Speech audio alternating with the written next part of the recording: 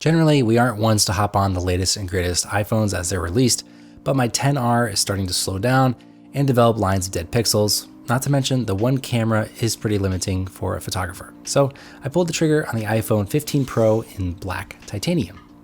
In this video, we'll use this phone for a photo shoot and test out the video capabilities as well. And thanks to Squarespace for sponsoring it.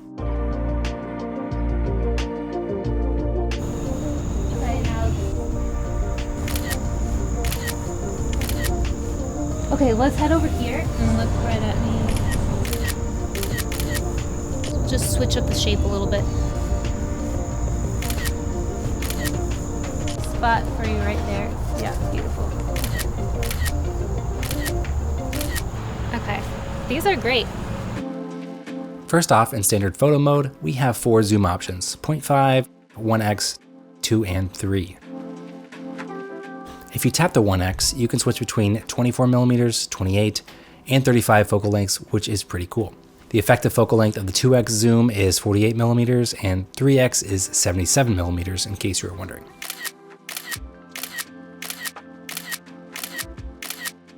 The iPhone 15 Pro Max does have the 5x optical zoom, similar to 120mm, but I really didn't want to carry around a phone that big all the time, so for me it wasn't worth the upgrade.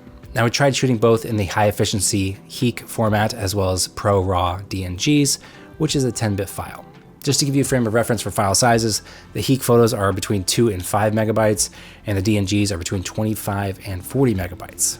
When it comes to editing these images, the HEICs hold up okay here in Lightroom. There's a decent amount of latitude for making mild adjustments to the white balance and exposure. Zoomed in, it does, however, look very shot on iPhone, if you will, that over-sharpened with smudgy details look. However, we found the DNGs to be really impressive. Obviously, with 10 times the file size, you get a lot more latitude in white balance, exposure, color, everything. Just one click from our go-to MS Portrait preset was all we really needed to do. Now for portrait mode, instead of having to be in the dedicated mode in your camera app, you can now enable portraits if a suitable subject is detected in your frame. You'll see the f-stop symbol appear, so just tapping it will allow you to create that background blur that we love so much. Now let's look at the video capabilities. I think the latest video improvements is the star feature on the iPhone 15 Pro. You can now shoot 10-bit ProRes files in 4K and in log, which should be enough to excite anyone with Final Cut and a dream. Apple does warn you that 1 minute at 4K 30 frames per second is 6 gigabytes. So if you want to shoot a lot of footage on your phone, you'll want to hook up some external storage, which I'll cover in a minute. The log ProRes looks really good. It grades really nicely and has enough latitude to push the shadows around. Combine that with another great upgrade, the improved stabilization and action mode, you get this.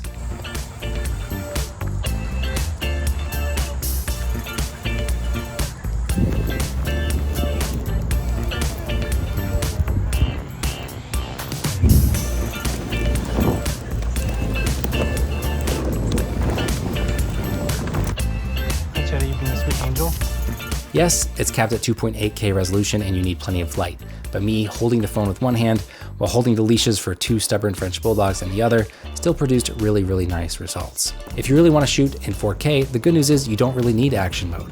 Walking around just handheld produces really smooth results thanks to that improved stabilization. So you can go ahead and throw your gimbal away. Maybe the feature that I'm most excited about is Apple finally making the switch to USB-C. Not only is it much easier to find a cable to charge my phone with, but it opens the door to more connectivity possibilities.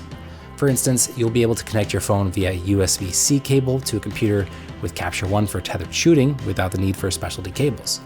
Now, I'm not entirely sure who needs to both shoot on an iPhone and have tethering capabilities, but the option will be there.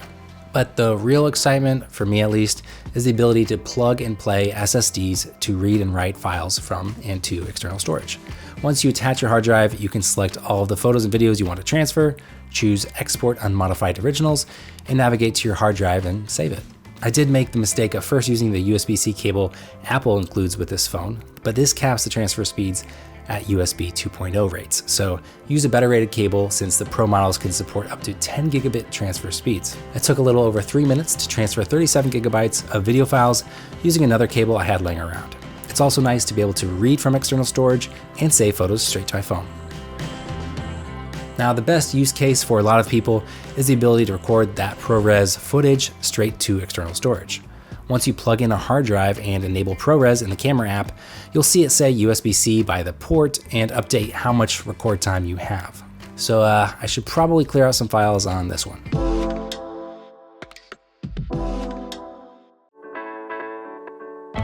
We've been Squarespace customers since 2013, way before this YouTube channel started. We currently pay for 4 Squarespace websites, and striptriviapod.com is one of them. If you're not raking in money hand over fist with your podcast, you might want to check out Squarespace's new member areas, where you can sell access to gated content like video classes, digital downloads, or newsletters. You can also showcase your photography with Squarespace's professional portfolio designs. Customize the layout, the look, and the feel to make it your own.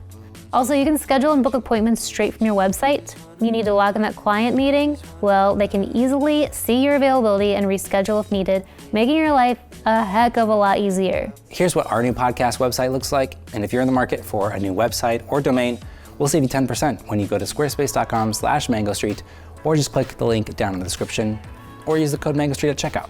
The options are virtually endless. Sounds like there's just 3 options. Okay, there's 3 options. So the question is the iPhone 15 Pro an upgrade you should consider?